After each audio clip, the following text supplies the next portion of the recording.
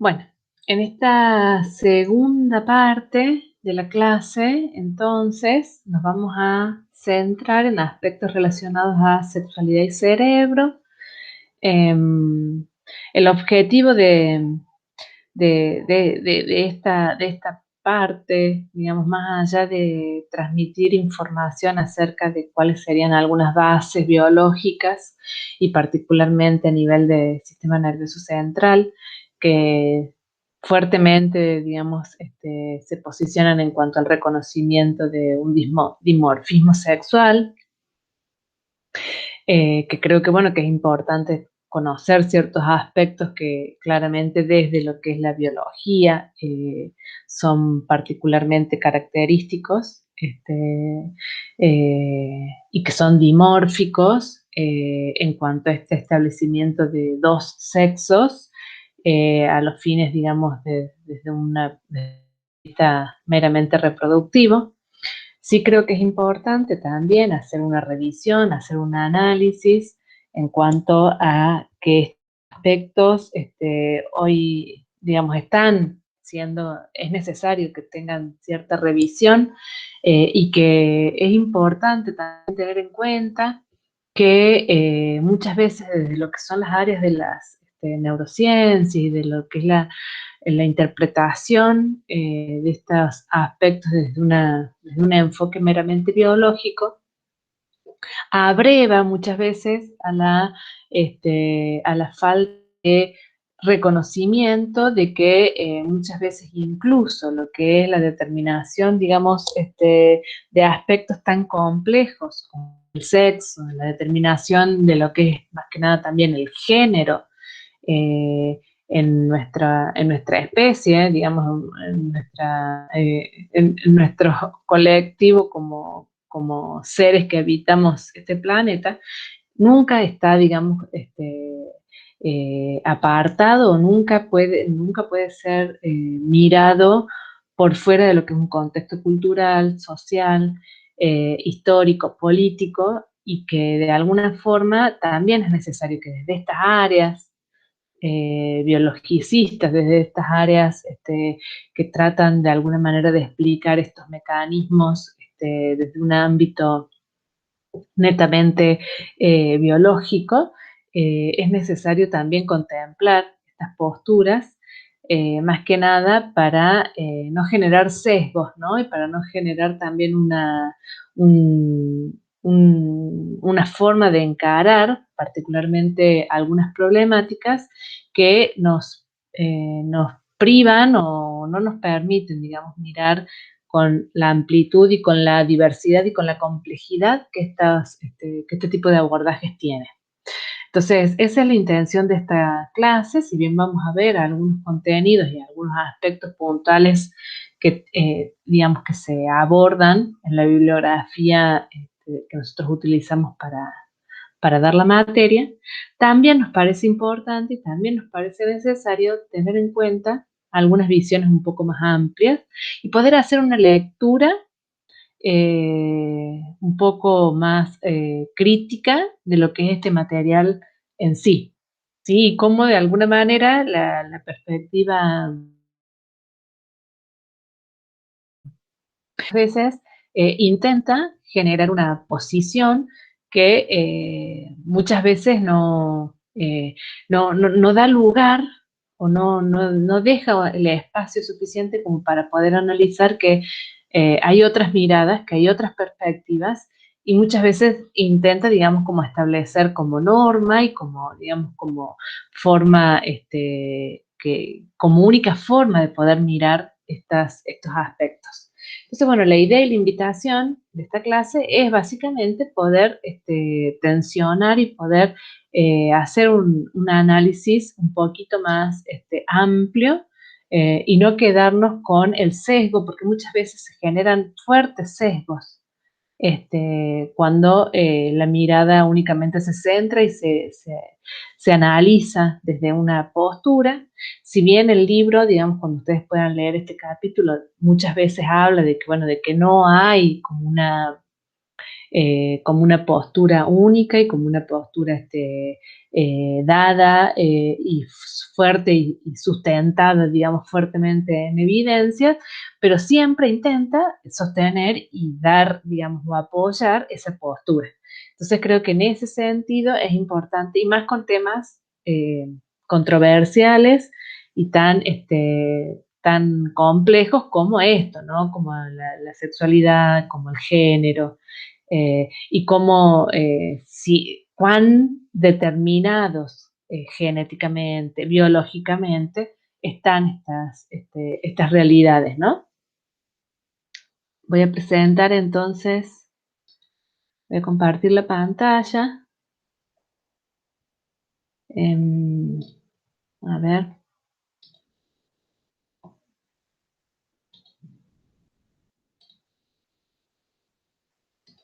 acá, a ver, ahí está.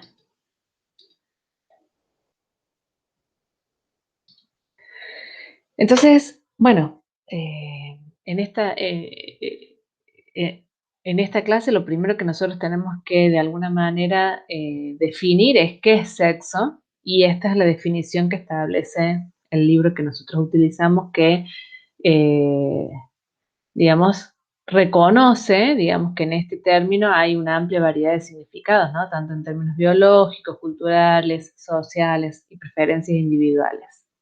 A su vez también define o usa distintos criterios para definir el sexo y establece que hay como distintos niveles de análisis, y por un lado está lo que determina biológicamente el sexo cromosómico, que en el caso de nuestra especie, nosotros en términos de cromosomas, ¿sí? Tenemos 22 pares que se denominan autosomas o cromosomas somáticos, y a su vez un par de cromosomas sexuales, que son los cromosomas que de alguna manera determinan las características genéticas o las características sexuales primarias, ¿sí? Estos cromosomas son, en el caso de el sexo femenino, bueno, XX, y en el caso del sexo masculino, XY. A su vez también tenemos lo que es el sexo fenotípico, que es el que está determinado por la acción de las hormonas. La expresión ya vamos a ver cómo, pero la expresión de estas hormonas, que son producidas y liberadas por las gónadas o glándulas sexuales, femeninas ovarios, masculinas testículos, que a su vez también definen las características sexuales secundarias, es decir, los caracteres sexuales secundarios, que son típicamente lo que estamos acostumbrados a reconocer como femenino: ensanchamiento de las caderas, desarrollo de las mamas; eh, masculino, ensanchamiento de la espalda, ¿sí? Aumento en la altura, engrosamiento de la voz. En términos genéticos, ¿qué es lo que ocurre, digamos, cuando se produce, digamos, la fecundación, la unión, digamos, de las gametas sexuales, ¿sí?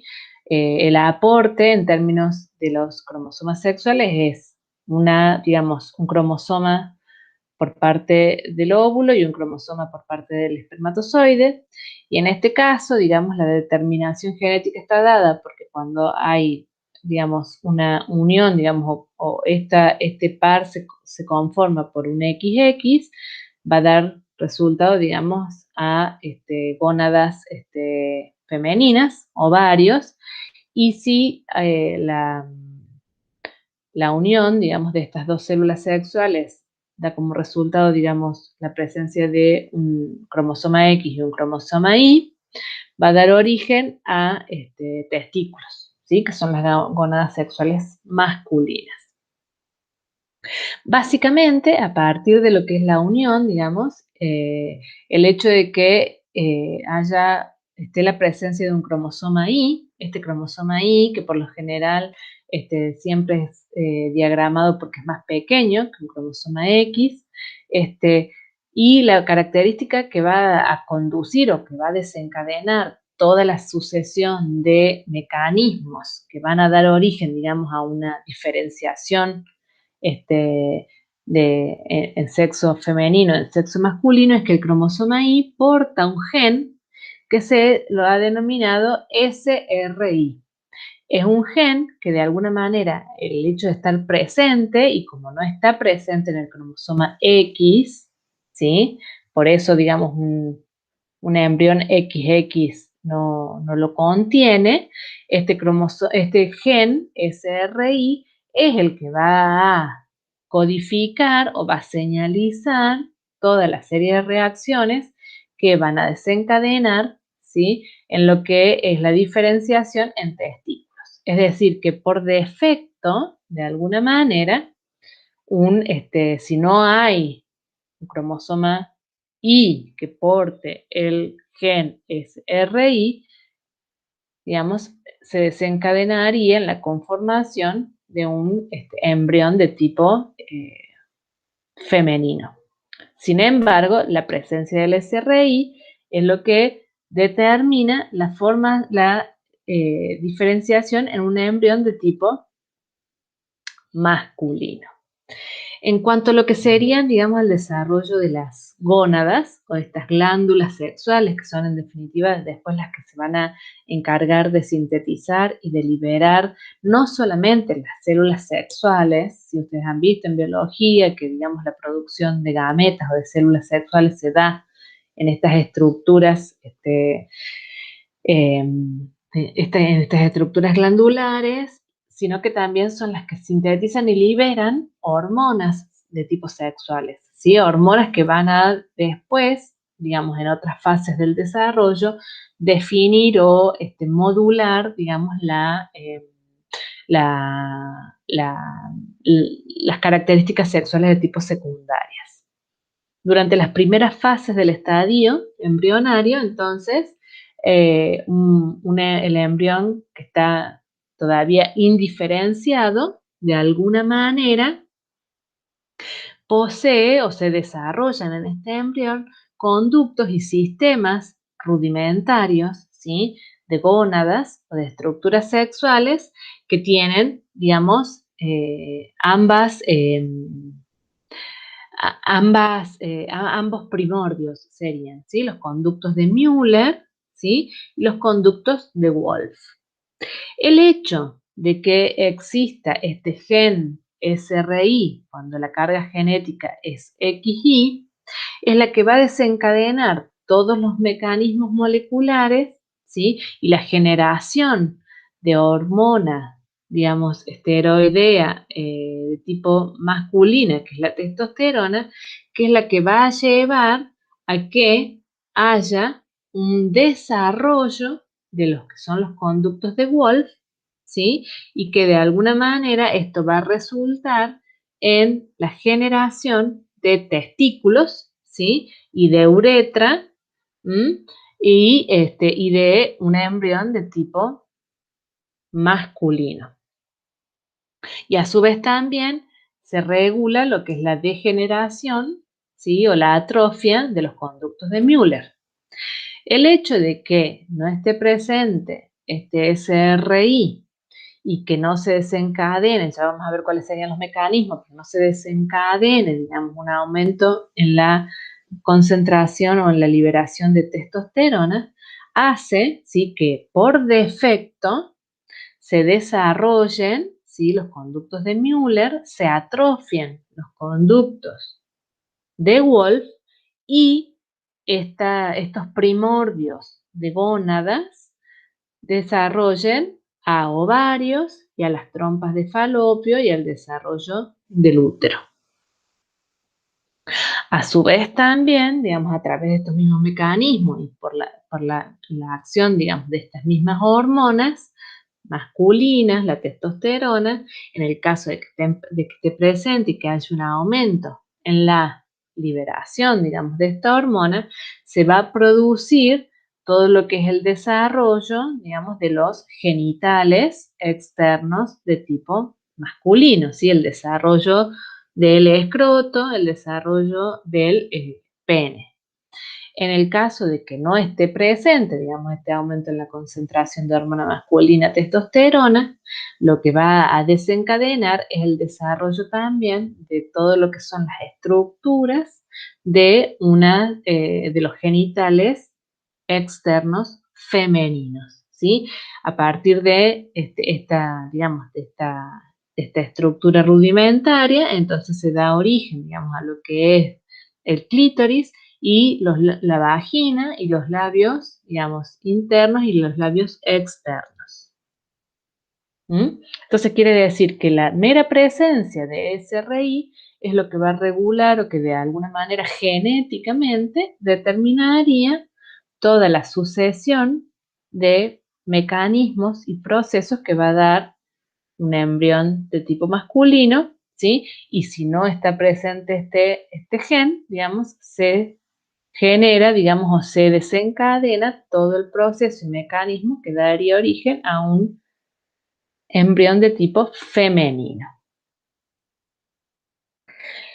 A su vez, también dentro de lo que es la determinación del sexo, ¿sí? Hay otros elementos que van más allá de lo que se establecería en términos biológicos y genéticos, que es, por un lado, la identidad sexual, ¿sí? Que es la forma de describir la percepción consciente que tiene una persona de su propio fenotipo o de su propio sexo fenotípico, ¿sí? Es decir, el reconocimiento, digamos, que cada persona tiene de sus propias características externas.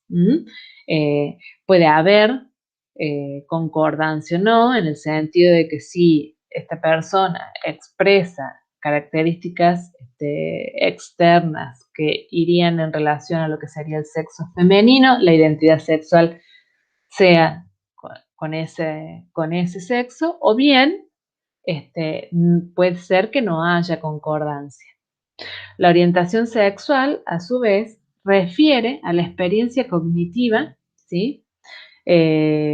Y a las emociones y atracciones asociadas al momento de establecer relaciones sexuales, ¿sí? Es decir, y que esta orientación sexual, nuevamente, puede estar, digamos, en relación a lo que es la elección de pareja sexual, que muchas veces puede o no coincidir en función también de lo que es la propia identidad sexual y de la identidad sexual de la otra persona, ¿sí? Es decir, que implica el autorreconocimiento y la declaración que siempre es necesario tenerla en cuenta en un contexto social y cultural. Y por último, el género sería como la percepción subjetiva que tiene una persona de su sexo y de su orientación sexual. ¿Mm? Y a su vez también es importante tener en cuenta que estas construcciones son, o estos términos son construcciones sociales y políticas, ¿sí?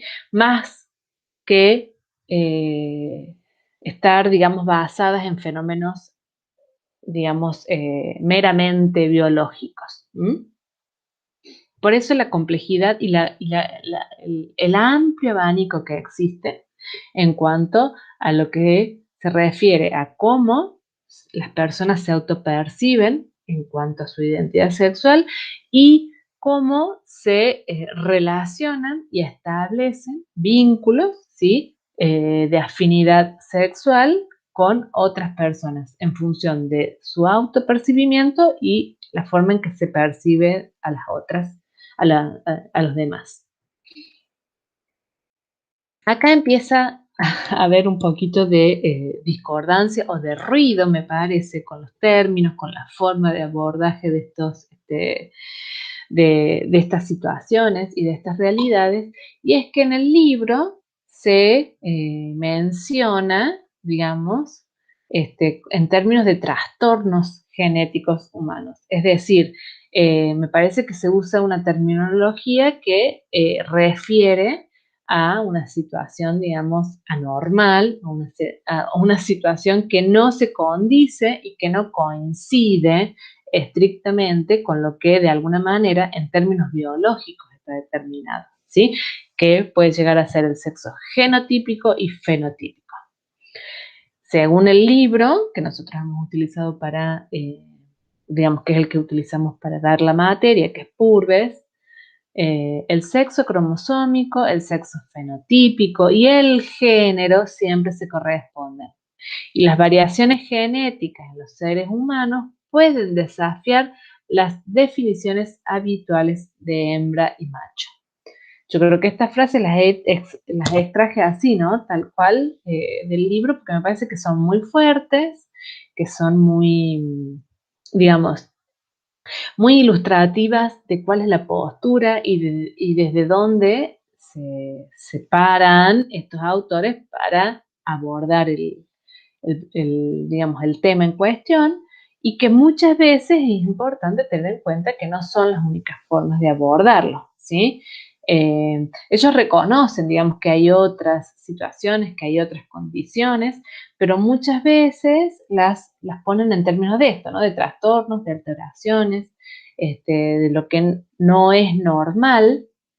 Y hoy en día ya existen autores y hay propuestas alternativas que hablan, ¿sí? Y que reconocen y que incluyen, digamos, estas situaciones que incluso pueden estar explicadas genéticamente, como vamos a ver acá, o no, digamos.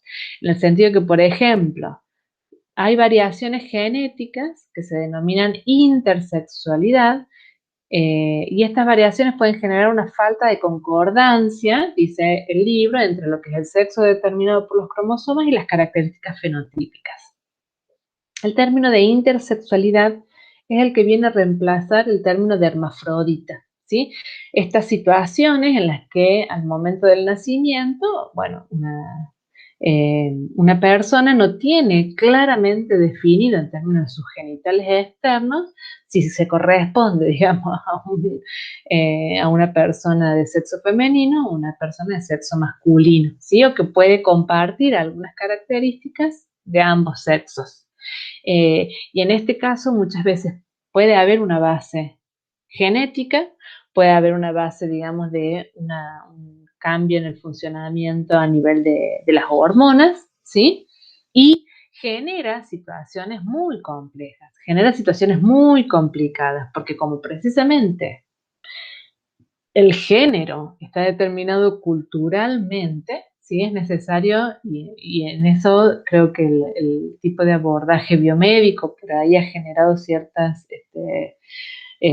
dificultades, se genera, digamos, que, bueno, inmersos en esta cultura, en esta sociedad, esa persona, ¿cómo cómo se la inserta, digamos, con qué característica sexual, ¿sí? De femenino o de masculino.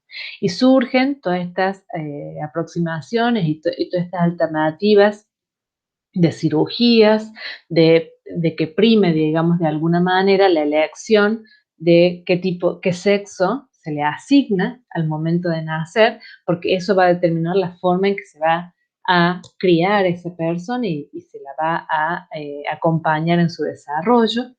Y sí está visto y se ha podido establecer que estas decisiones, ¿sí? Que tienen que ver básicamente con cuestiones culturales, eh, basadas, digamos, en aspectos, digamos, o en fundamentos de tipo biológico, pero que de alguna manera llevan a que esas personas muchas veces, al momento de tener que optar y tener que elegir y tener que decidir, digamos, su identidad sexual o su orientación sexual hacia otras personas, muchas veces se generan o se entra, digamos, en conflicto o en fricción por algunas decisiones que se han tomado, digamos, tempranamente.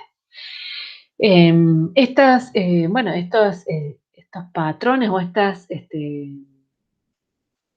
situaciones que no condicen, digamos, con un patrón, que sería poder insertar en este dimorfismo, en este dualismo macho-hembra, pueden muchas veces tener una base genética. Por alguna, digamos, por alguna alteración en lo que puede llegar a ser, por ejemplo, la formación de células sexuales, ¿sí? Es posible que al momento de la unión del espermatozoide y del óvulo, este par, digamos, de cromosomas sexuales, ¿sí? Se una a través de una doble dotación de cromosomas X y un cromosoma Y. En este caso se lo ha denominado, ustedes fíjense que siempre se los denominan como trastornos, síndromes, ¿sí? Que son palabras que creo que también son muy estigmatizantes, ¿sí? Son muy es rotular a una persona, digamos, porque de alguna manera no se enmarca fácilmente y directamente con una u otra de las alternativas que culturalmente, que socialmente tenemos como preestablecidas, ¿no? Eh, estos casos que son denominados de Klinefelter, ¿sí? Que tienen una dotación cromosómica eh, fuera de lo que es la norma, y que no se dan, digamos, es cierto que no se dan de manera reiterada, digamos, ¿no?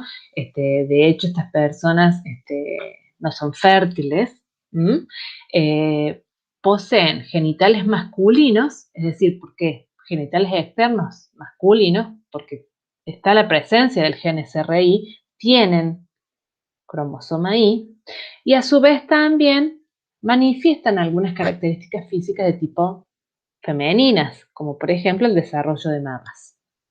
Hay digamos, otra situación en la que, por ejemplo, por algún problema, digamos, o por algún efecto, digamos, en la migración de los cromosomas sexuales al momento de la formación de las gametas, estas personas tienen en este par únicamente representado un cromosoma X. ¿M? Y estos son los casos que se denominan síndrome de vuelta de Turner, en el que, si bien digamos, la apariencia física o las características fenotípicas son de mujer, ¿sí? Hay un bajo desarrollo de lo que son las gónadas o las glándulas sexuales y de los genitales externos femeninos, y a su vez también, bueno, son de baja estatura y son personas que por lo general también no tienen capacidad, digamos, de ser fértiles. Hay otros casos en los que se da una doble representación del cromosoma Y, ¿sí? Y en este caso, bueno, en términos fenotípicos, digamos, son los casos en los que menos manifestaciones diferenciales presentan, ¿sí? Porque tienen, digamos, gónadas masculinas y genitales externos masculinos. Y pueden, por ejemplo, ser un poco más altos de lo habitual. Dijimos también que estas variaciones o estas situaciones de intersexualidad pueden deberse a cambios no en la dotación de los genes de los cromosomas sexuales, sino que a lo mejor puede haber algún tipo de modificación en genes que codifican a enzimas que participan en la síntesis, en la producción de hormonas esteroideas, que son las hormonas sexuales, ya sea estrógenos o testosterona. Por ejemplo, en el caso de la hiperplasia suprarrenal congénita, lo que se da es una alteración en la enzima a partir de la cual, digamos, testosterona, ya vamos a ver una serie de reacciones químicas, pero testosterona, digamos, es una hormona, es una sustancia que a través de la acción de determinadas enzimas puede dar como resultado en algunas partes del cuerpo cortisol y aldosterona, ¿sí? Como puede ser en las glándulas suprarrenales. En este caso, el hecho de que esta enzima no esté producida de manera normal, lo que hace es que estas personas tengan niveles de testosterona mucho más elevados de lo que habitualmente pueden llegar a tener, ¿sí? Porque además de la que se produce en las glándulas sexuales, esta que se produce o que es de alguna manera está presente en las glándulas suprarrenales, no se está sintetizando o no se está elaborando otro producto por la falta de acción de esta enzima. Entonces, y por eso se llama hiperplasia suprarrenal, digamos, porque hay un aumento en la producción o la presencia de testosterona que estaría no en las glándulas sexuales, sino en las glándulas suprarrenales.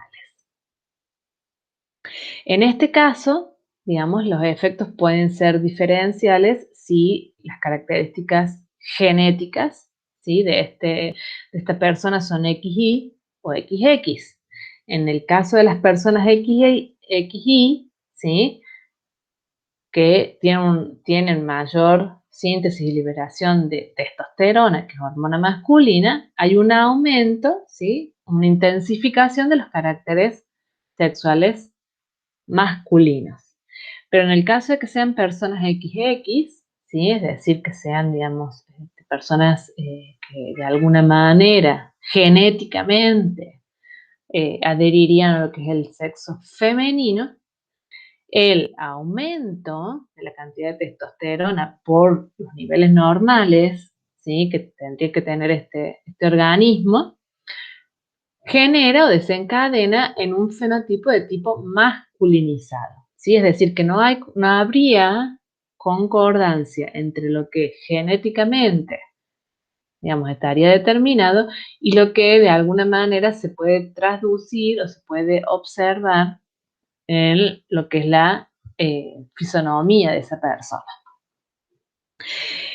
Hay otro ejemplo que es el caso de la insensibilidad a los andrógenos.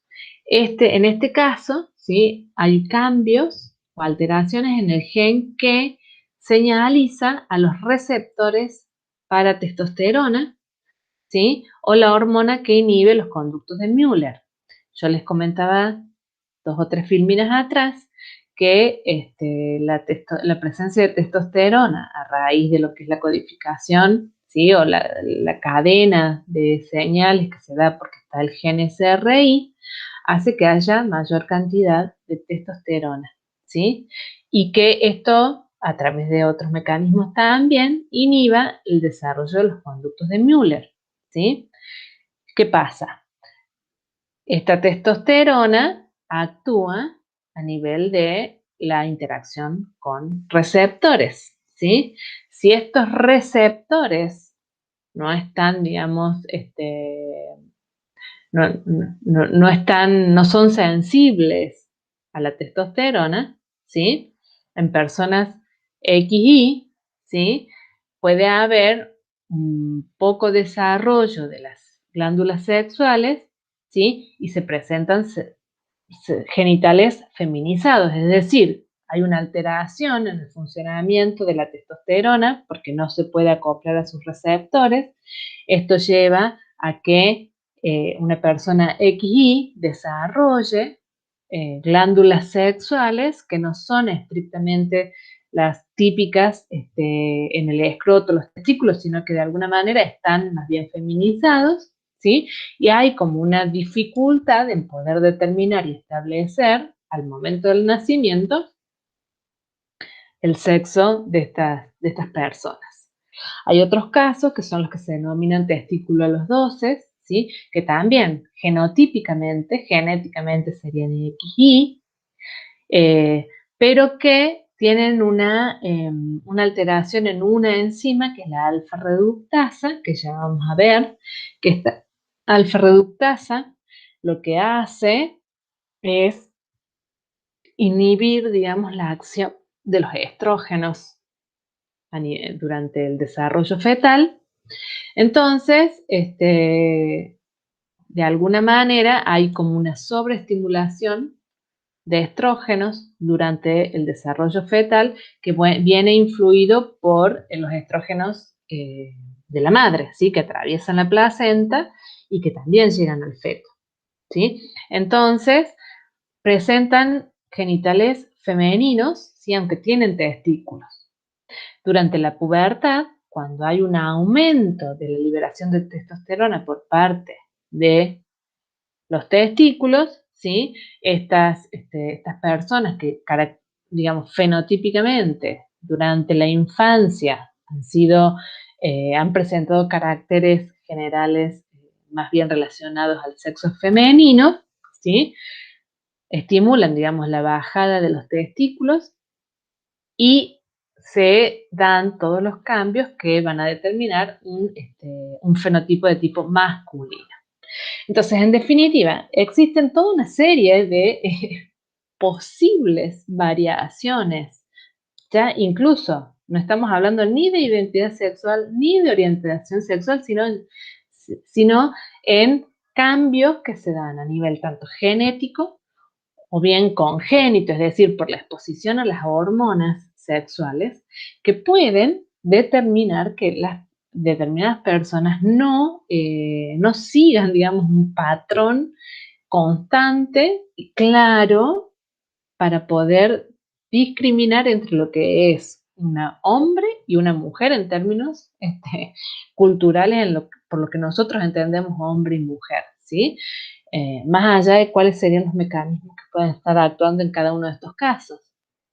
Entonces, por ahí, muchas veces la pregunta está en, ¿son realmente trastornos genéticos? ¿Sí? De alguna manera, podemos seguir sosteniendo esta postura, digamos, dicotómica entre hombre y mujer, ¿sí? Y culturalmente tratar de alguna manera, sostener esta postura, ¿sí? Con los efectos que esto tiene aparejado en el sentido de poder generar realmente serios perjuicios en estas personas, nada más que porque social y culturalmente los tenemos que ubicar, ¿no? En estos extremos dicotómicos. Entonces, a partir de esto es que hemos compartido este libro que se llama Cerebros Sexuados, de Fausto Sterling, y acá yo les extraje un párrafo del capítulo 4 de ese libro, en el que lo que esta autora propone es que tenemos dos caminos posibles para abordar estas problemáticas. Por la derecha podemos reafirmar la naturalidad del número 2 y continuar desarrollando la tecnología médica, incluyendo la terapia génica y las intervenciones prenatales para asegurar que los recién nacidos pertenezcan a uno de dos sexos. Es decir, todo lo que es el desarrollo biomédico ha llevado adelante la posibilidad de que temprano, ¿sí? En el desarrollo se puedan tomar decisiones y decir, bueno, a una persona con estas características se les pueden hacer intervenciones hormonales, se le pueden hacer incluso intervenciones quirúrgicas que puedan llevar adelante, digamos, la decisión de ubicarlos en uno o en otro de los extremos en cuanto a esta dicotomía de sexos. O bien, por la izquierda, podemos ratificar la variabilidad natural y cultural. Tradicionalmente, la cultura europea y americana ha definido dos géneros, cada uno con una gama de comportamientos permisibles. Pero las cosas han comenzado a cambiar. Ahora hay amos de casa y mujeres que pilotean cazabombarderos. Hay lesbianas femeninas y varones homosexuales viriles.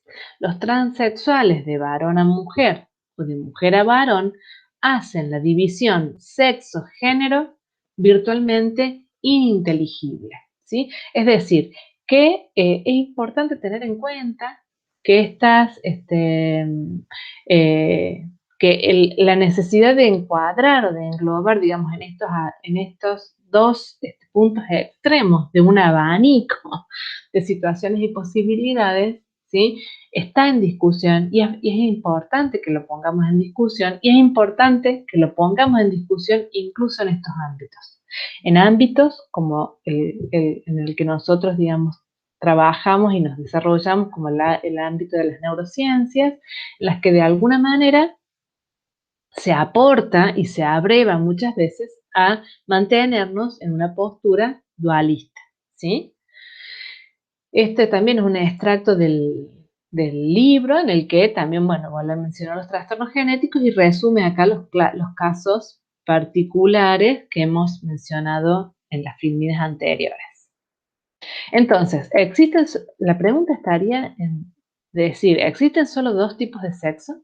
¿Sí? Si por sexo estamos haciendo referencia a características genotípicas y fenotípicas de los seres humanos, a su morfología y hormonas, ¿cuántos tipos de sexo existen? Y esto también lo plantea, digamos, el libro de Fausto Sterling, ¿sí? Es decir, ya únicamente con lo que nosotros hemos visto hasta ahora, ¿sí? Podríamos encontrar hasta 5 tipos de sexos diferentes, reconociendo, digamos, las variabilidades, las situaciones en las que tenemos el sexo, digamos, femenino completo, hembras, ¿sí? Intersexuales con características dominantes femeninas, es decir, que de alguna manera, digamos, predominan estas características externas femeninas. Intersexual, en la que, bueno, resulta muy difícil poder establecer, ¿sí?, claramente una característica predominantemente de uno o de otro sexo. Intersexual con características dominantes masculinas y machos completos, digamos. Pero entonces ya así creo que es importante poder empezar a hacer uso de esta noción, ¿sí? En términos de poder reconocer que de alguna manera no, estos dimorfismos no son tan claros, tan fácilmente de identificar y que existe todo un, digamos, toda una gama de situaciones que también son necesarias de ser atendidas, reconocidas, incluidas y respetadas. Ahora bien, volviendo un poquito a lo que es la bibliografía que que utilizamos nosotros para esta materia y para entender un poquito algunos mecanismos por los cuales de alguna forma se estarían determinando, digamos, estas características genéticas y fenotípicas. Yo les había comentado que, bueno, que están las hormonas sexuales, que son básicamente de tipo femeninas estrógenos, de tipo femeninas estradiol, estrógeno, ¿sí? Y de tipo masculinas, ¿sí? Dihidrotestosterona o andrógenos, se los denomina también. Como en muchos procesos biológicos, ¿sí? Estas hormonas, que son hormonas esteroideas, que se les denomina, tienen un precursor común, que es el colesterol, que es esta molécula, una molécula que tiene, digamos, otras funciones, ¿sí? Que a su vez, por la acción de determinadas cadenas enzimáticas, ¿sí?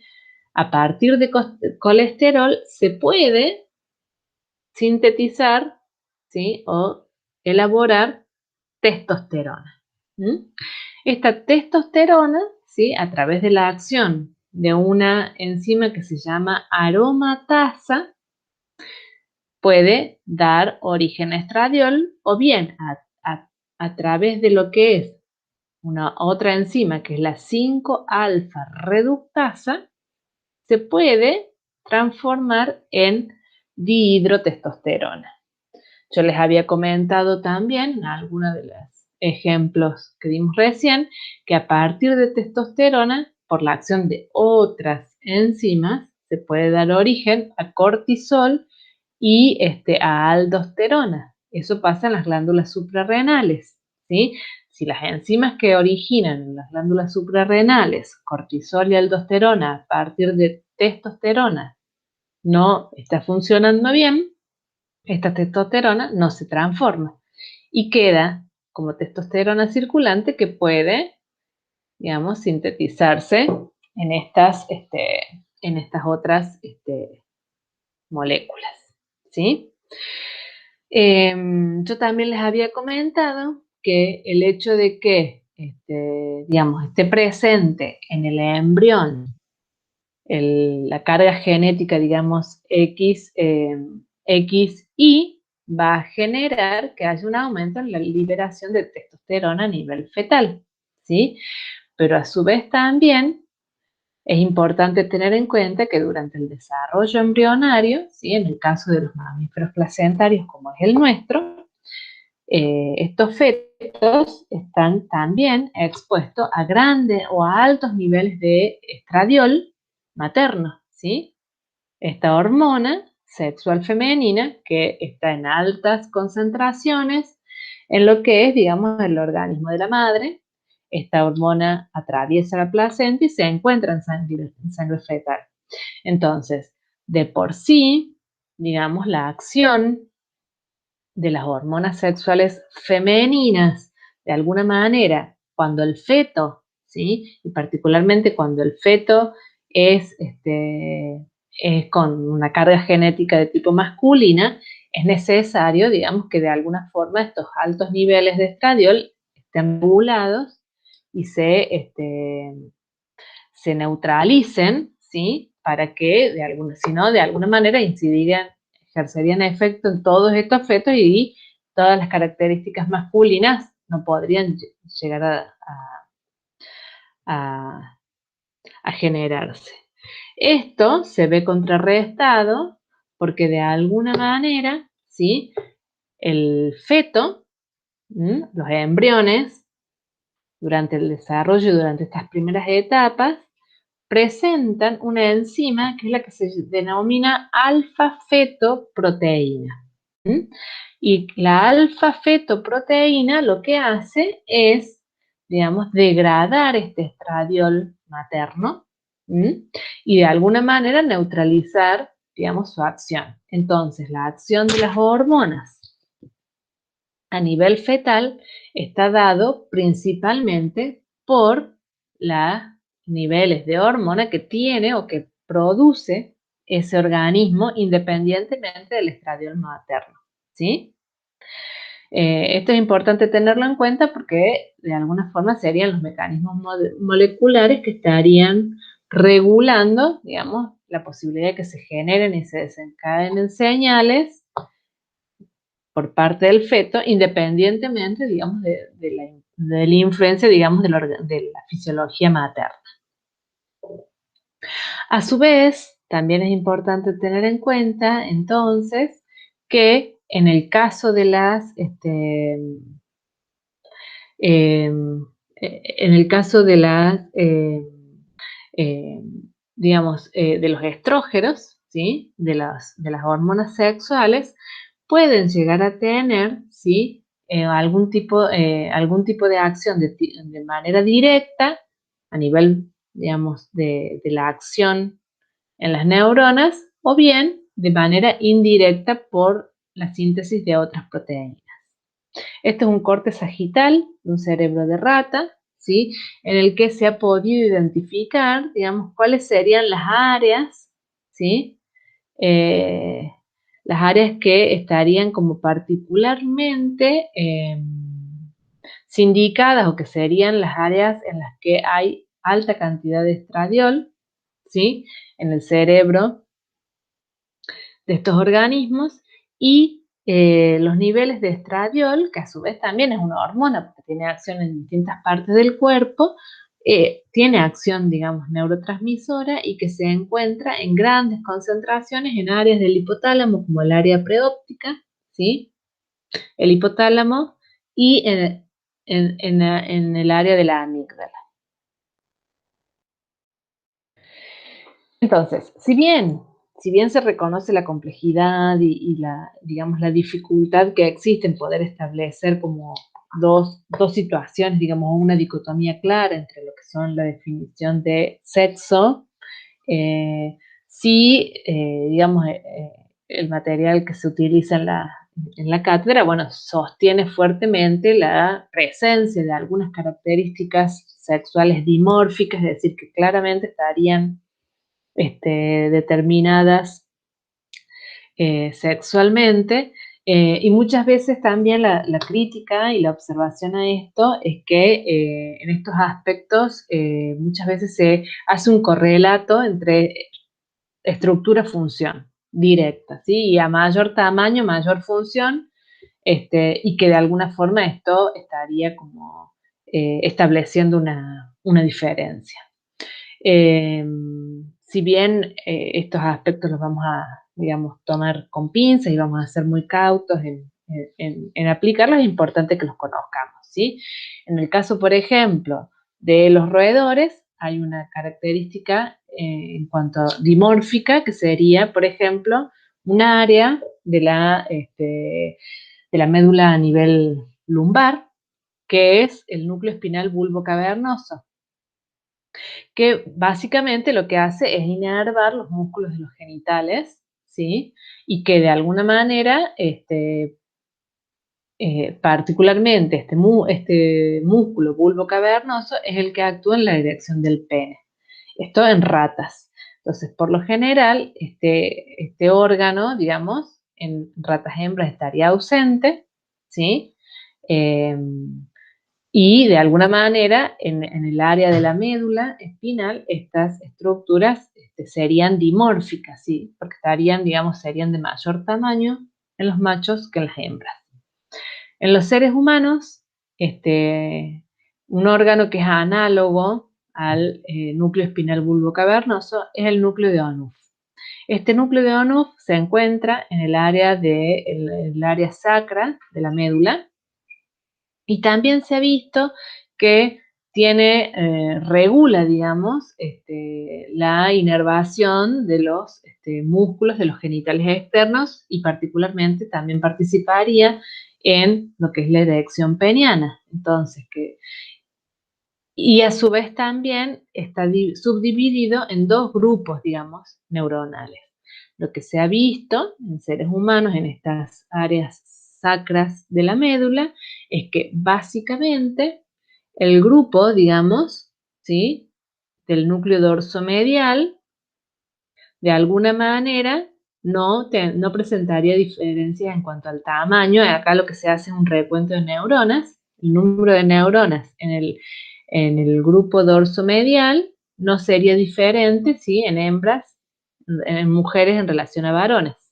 Pero sí, lo que sería el grupo de neuronas ventrolateral de este núcleo de Onuf, lo que se postula es que de alguna manera tiene mayor nivel de números de neuronas en hombres que en mujeres, ¿sí? Entonces, de vuelta, ¿no? Esta cosa de que sí es complejo, es difícil el establecimiento, el reconocimiento de diferencias, pero muchas veces cuando vamos a la estructura y a la intención de poder describir estas situaciones, sí es necesario poner de manifiesto que existen diferencias.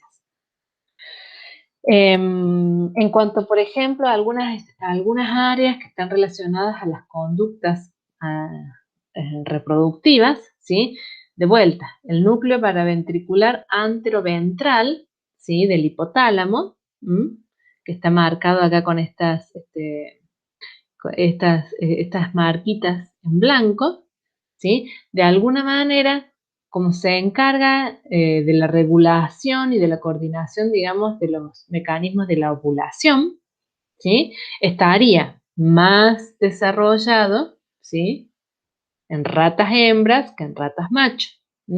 A su vez también, ¿sí?, si uno de alguna manera activa o estimula el receptor de estrógeno, digamos, en ratas macho, ¿sí?, con una intervención farmacológica, puede ver que los niveles de expresión pasan a asemejarse a lo que sería la expresión de una rata hembra.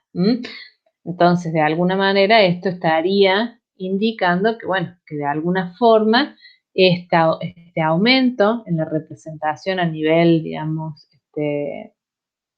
anatómico, un aumento en la representación en cuanto a la cantidad de neuronas, tiene que ver con la actividad particular de estas neuronas, que es a su vez regular o controlar el ciclo ovulatorio.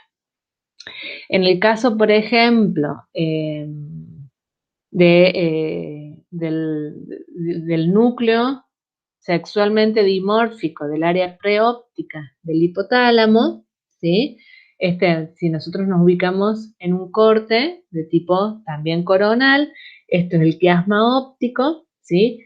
Acá estaría el núcleo sexualmente dimórfico del área preóptica.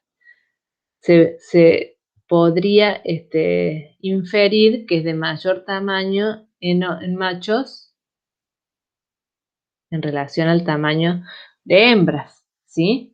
A su vez también, cuando a las hembras se las trata perinatalmente con testosterona, lo que se ve es que se da un aumento en el tamaño de este núcleo, ¿sí? Entonces también, de vuelta, el hecho de que haya ciertas estructuras, ¿sí?, que de alguna manera estarían desarrolladas diferencialmente según, digamos, el sexo.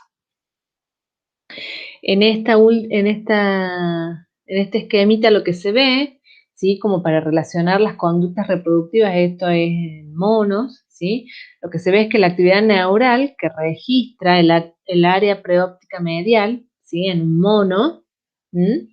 En presencia de una hembra, ¿sí? Se ve un aumento en la tasa de disparos, y esos son los potenciales de acción, es decir, la respuesta, ¿sí?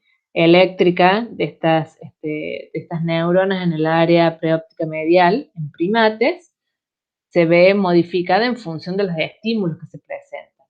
Esto es cuando tiene una hembra, digamos, cuando están en presencia de una hembra receptiva, ¿sí?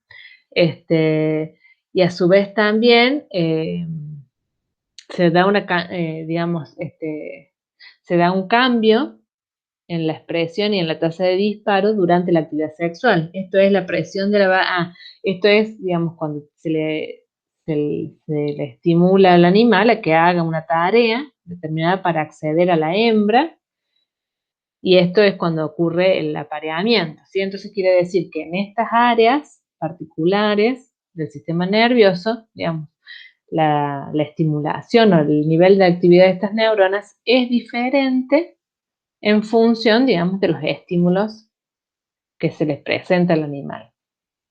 Entonces, y esto también es extraído del Purves, ¿no? Esto que dice que se han comunicado dimorfismos similares para algunos núcleos en áreas preópticas del hipotálamo humano, sin embargo, su constancia y la relación con el comportamiento sexual siguen siendo controvertidas. De nuevo, ¿no? Digamos, no dejan de mencionar que no es sencillo poder encontrar estas diferencias, que muchas veces estas diferencias, digamos, o estas características, estructura, función, que obviamente la gran mayoría de los estudios se hacen con una mirada, digamos, experimental, con otras especies, por la dificultad que implica el abordaje con humanos, pero bueno, fuertemente se tiende o se intenta poner de manifiesto que estos dimorfismos existen. Otro aspecto que me parece que es importante también tener en cuenta, y que creo que son aspectos que es necesario que consideremos al momento de revisar esta literatura, es que el libro de Purves, cuando habla de los dimorfismos, tanto estructurales y funcionales, que ocurren, digamos, en el encéfalo, en el cerebro, durante periodos tan particulares como pueden ser la gestación y la lactancia, habla de esto, ¿no? Dimorfismos estructurales y funcionales para la preñez y la paternidad, cuando en realidad todos los ejemplos que dan son eh, en sujetos que son, digamos, femeninos, hembras, ¿no? Esta cosa del uso del lenguaje, el uso del lenguaje para, digamos, la paternidad y los dimorfismos estructurales y funcionales de este periodo tan particular no ocurren, digamos, en organismos machos, ocurren en organismos hembras, en términos de hembras que tienen capacidad, digamos, de atravesar estos periodos. Entonces, creo que es importante también hacer este juego, ¿no? O por lo menos hacer sonar estos aspectos tan particulares del lenguaje cuando lo utilizamos. Y también se ha visto que hay algunas estructuras, ¿sí? Que modifican su nivel, digamos, de conexiones nerviosas, digamos, o que de alguna manera cambian su tamaño en función de esta, digamos, en relación a la función que se desencadena durante estos periodos. En esta primera foto es un corte coronal que muestra la ubicación del núcleo. Este sería el núcleo paraventricular y este sería el núcleo supraóptico, ¿sí? Estos son núcleos hipotalámicos, ya lo hemos visto o los han visto en la clase de hipotálamo. Son núcleos hipotalámicos que liberan, ¿sí? Oxitocina y vasopresina, y que están altamente involucrados en lo que son la regulación de la lactancia, ¿sí? Durante este periodo de la lactancia se producen cambios en las neuronas, ¿sí? Particularmente en el núcleo supraóptico se ha visto, ¿sí? Que antes del nacimiento, ¿sí? Las neuronas, que serían estas flechitas indican las neuronas, ¿sí? Están, digamos, separadas por prolongaciones de astrocitos que están marcados en azul, ¿sí? Ustedes ven que, por ejemplo, acá señaliza una neurona, acá otra, ¿sí? Y que hay, de este otro lado también hay otras neuronas del núcleo supraóptico que a su vez están, digamos, como espacialmente, ¿sí? Distanciadas, porque hay otros tipos de proyecciones, en este caso de células gliales en el medio. Durante la lactancia se producen ciertos cambios, ¿sí? Obviamente modulados por estas hormonas, estas sustancias que son, digamos, encargadas de regular estos procesos y que a su vez también, de alguna manera, es necesario que durante este periodo en particular, por ejemplo, haya, digamos, una mayor liberación de algunas sustancias como la oxitocina, que va a producir o que va a promover la liberación de leche, ¿sí? Entonces, durante la lactancia, que sería este cuadrito, ustedes fíjense que desaparecen, ¿sí? Estas células gliales. Entonces, las neuronas del núcleo supraóptico, ¿sí?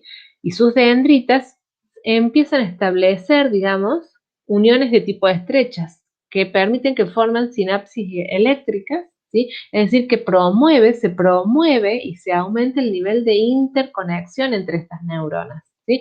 Que es necesario para que haya una mejor respuesta frente a esta situación particular, ¿sí?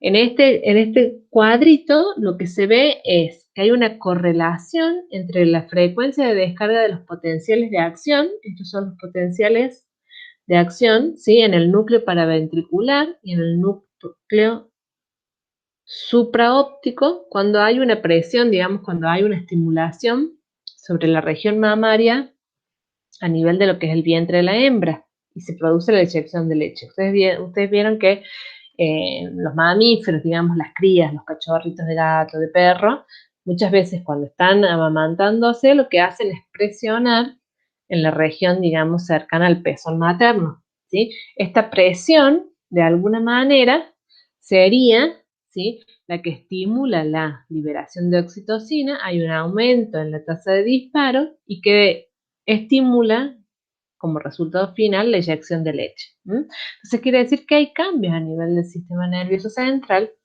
que son, digamos, particulares durante estos periodos tan particulares.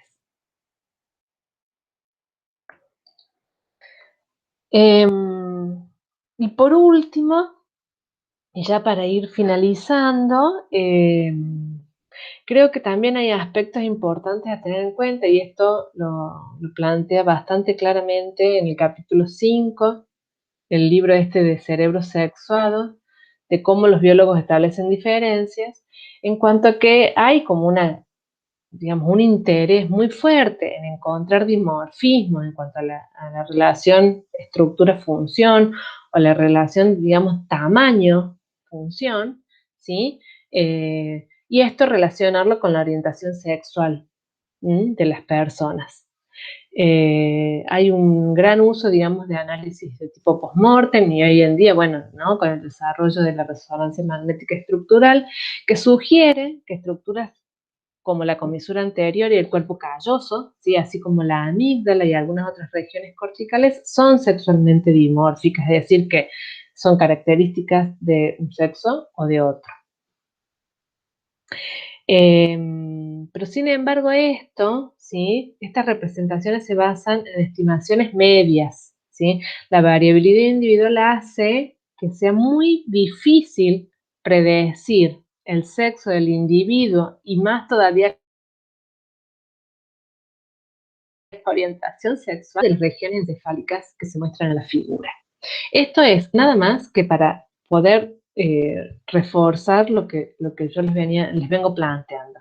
Es muy controvertido, ¿sí? El tema, hay una postura muy fuerte desde las áreas, digamos, neurocientíficas, de poder seguir sosteniendo, poder seguir trabajando para encontrar estos dimorfismos. Y yo creo que en estos casos lo que es necesario es revisar si es necesario poder identificar y poder hacer, digamos, tanto hincapié porque no sé si realmente esos dimorfismos existen o si es una línea continua en la que, bueno, tenemos dos extremos, pero en el medio, digamos, hay toda una serie de situaciones que no podemos desconocer y no podemos dejar de atender. Por último, traerles, digamos, a colación un artículo digamos, en página 12, a partir del cual, digamos, una persona que ha presentado su tesis en filosofía, que se llama Las neurociencias respaldan las jerarquías de los sexos, ¿sí? Y en este trabajo, esta persona lo que hace, digamos, es hacer un recorrido y un abordaje muy interesante en cuanto a cómo, de alguna manera, estas áreas, ¿sí? Las áreas biomédicas, las neurociencias en particular, en cuanto a este gran interés y esta gran intención de poder encontrar diferencias dimórficas, bueno, ha alimentado o ha, digamos, trabajado en pos de sostener, digamos, estos cambios, digamos, estas diferencias, ¿no? Diferencias a un mismo nivel, ¿no? Diferencias que establecen jerarquías, diferencias que establecen, digamos, quién domina y quién es dominado, ¿sí? Entonces, algunos de los aspectos que este trabajo aborda es que muchas veces, ¿sí? Los estudios que intentan poner de manifiesto estas diferencias o estos dimorfismos, por un lado, eh, son de baja fiabilidad estadística, digamos. Por lo general, en las neurociencias, en este tipo de abordajes, ¿sí? Por la complejidad que tienen, se utilizan, digamos, pocos participantes. Nunca son más de 20, 30, ¿sí? Y generalmente estos experimentos no se replican, es decir, los resultados que se obtienen no se vuelven a poner en cuestión y se vuelven a testear como para ver si se mantienen o no. Eh, a su vez también, bueno, muchas veces lo que se hacen son metaanálisis, ¿sí? Los metaanálisis sería como juntar o como de alguna manera agrupar distintos estudios que aborden esta temática, pero muchas veces tampoco dan resultados fiables. Eh, Muchas veces las características, digamos, para decir que un cerebro es de un sexo o de otro tipo de sexo, sí pueden ser consecuencias básicamente de prácticas culturales, ¿sí? Pero no necesariamente innatas. Esto también lo propone esta persona en su trabajo. Y a su vez, que la variabilidad existente en los cerebros de un mismo sexo es tan grande que invalida agruparlos de acuerdo a hombres y mujeres para hacer un experimento, que es lo que plantea también Purves, digamos, en la diapositiva anterior, ¿sí? La variabilidad que existe dentro, ¿sí? De cada uno de estos grupos, que podríamos decir dimórficos, por ahí hace difícil que se pueda establecer que la variabilidad entre ellos sea mucho mayor que la que hay dentro de cada uno de estos grupos. En este sentido también en el libro de Fausto Sterling se habla mucho acerca de la forma de abordaje, digamos, eh,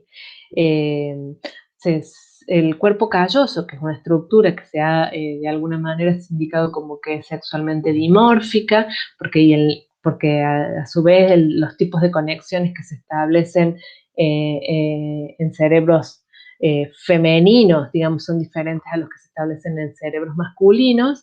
Si bien, si uno hace un abordaje minucioso de cómo se analizan, cómo se abordan estos temas y cómo se trabaja, digamos, en cuanto a poder describir y poder identificar estas diferencias en el tipo de conexiones. Eh, Cuando uno ve las conclusiones a las que se arriban a partir de estas evidencias, incluso hasta predicen, digamos, la forma de interpretar, digamos, aspectos de lateralidad entre hombres y mujeres, ¿sí? Cuando en realidad, cuando uno lo traslada estrictamente a a los procedimientos y a los métodos que se utilizan, No se puede hablar de que se aborda todo el cuerpo calloso, sino que se eligen algunas áreas particulares, que no siempre la forma de abordaje de esas áreas particulares del cuerpo calloso son constantes, ¿sí? Sino que hay distintos criterios. Entonces, de alguna manera es como que se reduce, ¿sí? Para poder abordar semejante complejidad, se lo reduce a un procedimiento muy limitado y que a su vez, con los resultados que se obtienen de ese procedimiento muy limitado, después se intenta, de alguna manera, generalizar y ampliar a situaciones muy complejas. Entonces, creo que es importante tener en cuenta este interjuego, estar atentas y atentos a esto y ser muy cautos, digamos, ¿sí? Al momento de abordarlos. Y por último, este párrafo de esta entrevista a esta persona que hizo este trabajo de tesis, que creo que es muy importante que lo podamos tener en cuenta, ¿sí? Es decir, que las personas que hacen ciencia son muchas veces conscientes de los sesgos que se reproducen. Muchas y muchos realmente piensan que esa es la verdad, que existen dos cerebros y que nuestra biología determina capacidades y conductas sexoespecíficas. Sin embargo, clasificar los cerebros de acuerdo a una categorización binaria puede dar falsos positivos, es decir, agrupar los cerebros según el criterio hombre-mujer puede o no resultar en diferencias dependiendo del azar, de qué cerebros que participen en un estudio. Salvo ciertas excepciones, no es válido incorporar el sexo como variable biológica en los estudios cerebrales en humanos y en roedores solo en condiciones muy específicas, debiéndose controlar una multiplicidad de variables. En mi tesis planteo la urgencia de reconceptualizar el régimen sexual binario a fin de habilitar la producción de nuevas metodologías que posibiliten un mejor acceso a la comprensión de cómo afecta nuestra biología en la vulnerabilidad y prevalencia de desórdenes y enfermedades neurales. En este sentido, propongo comenzar desde una perspectiva cerebral, pero también sugiero la necesidad de extendernos a todo el organismo. La clasificación binaria responde a un régimen patriarcal que produjo dos sexos ideales con fines prescriptivos y normativos, y nosotros debemos transformar esa categorización en términos de salud en aproximaciones biológicas como recurso metodológico al servicio de nuestros sexos reales. También sostengo que en la actualidad el género debe indefectiblemente incorporarse como variable en la investigación biomédica y la práctica clínica. Así que, bueno, con esto no los entretengo más, y espero que les sirva, que les sea de utilidad, y bueno, cualquier consulta, cualquier inquietud, nos seguimos encontrando, ¿sí? Por las vías que tenemos de comunicación. Les dejo un abrazo y nos vemos.